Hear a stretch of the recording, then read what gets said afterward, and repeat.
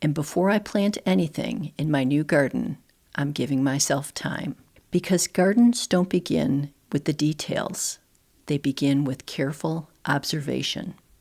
For the past few years, I've been studying old garden design books and visiting historic gardens to understand what makes gardens truly remarkable.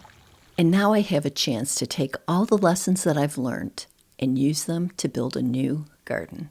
I recently moved from an established garden in Michigan, and my husband and I are building a new home in a new garden in Kentucky.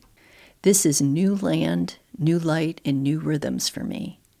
And before I plant anything in my new garden, I'm giving myself time.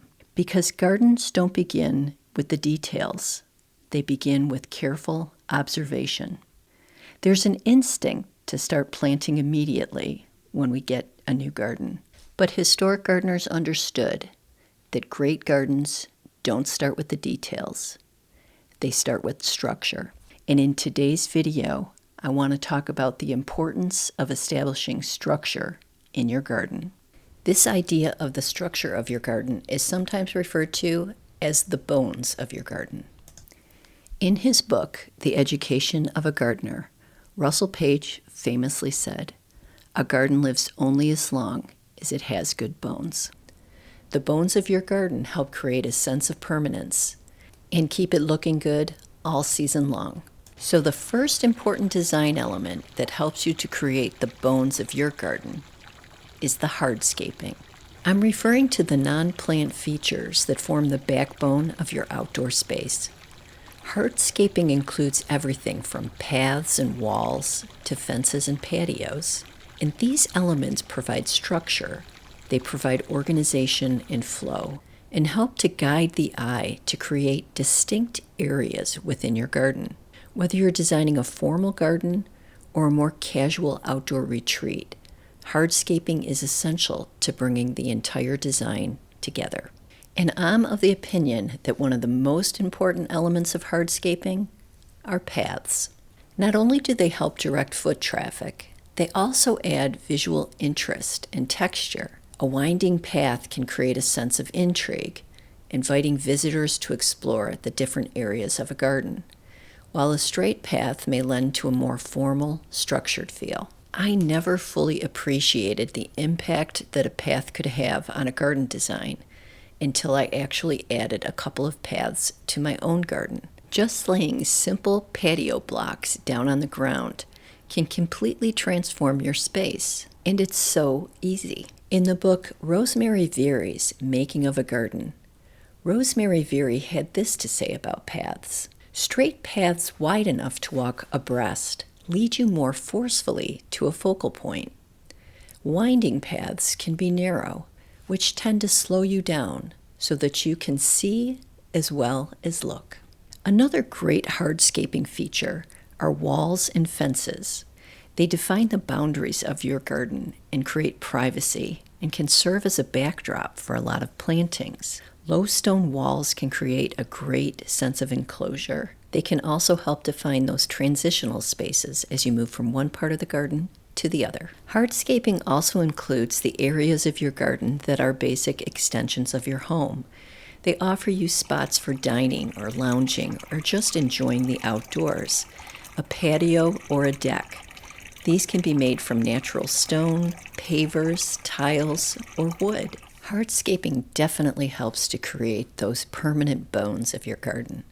And if we look at these images from Iford Manor, you can see examples of expensive and very elaborate hardscaping. While it's tempting to brush these types of gardens off as being completely unobtainable, I encourage you to view the garden in sections to understand how the hardscaping is used to create the bones of the garden. I strongly believe if you removed all the plant material except for the hedges and the hardscaping, this would still be a beautiful garden. And have you ever noticed how certain gardens have a presence even when it's winter outside? That's the magic of trees and shrubs. And trees and shrubs are the second element that add bones and structure to your garden.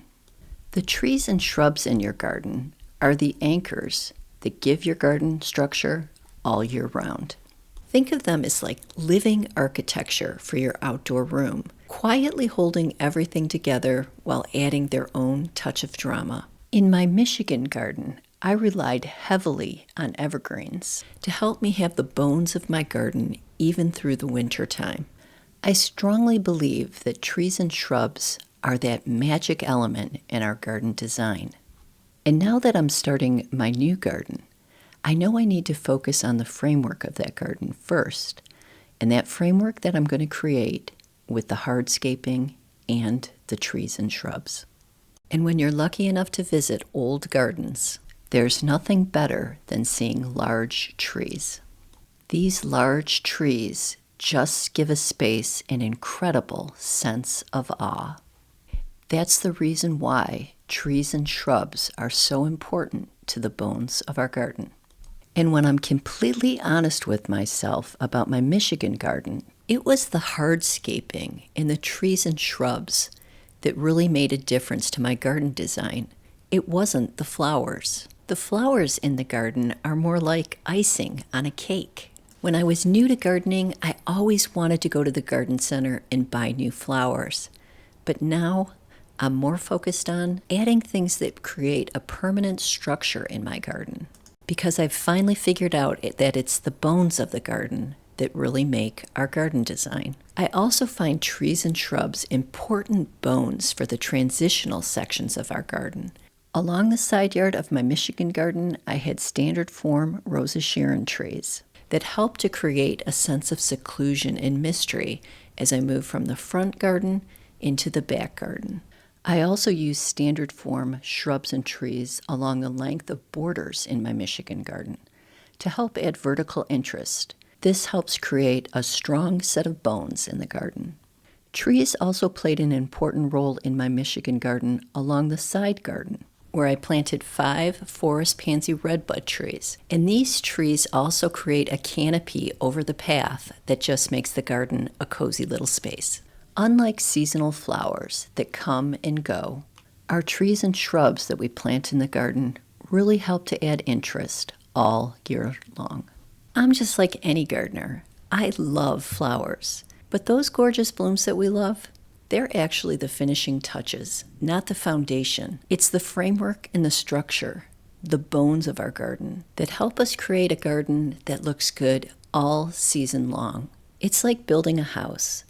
You don't start with picking out the throw pillows. You need something much more fundamental first. And in terms of garden design, that's what the bones of our garden are. And like Russell Page said, a garden lives only as long as it has good bones. Leave me some comments and let me know your opinion. That's it for this video, friends, and I'll see you in the next one.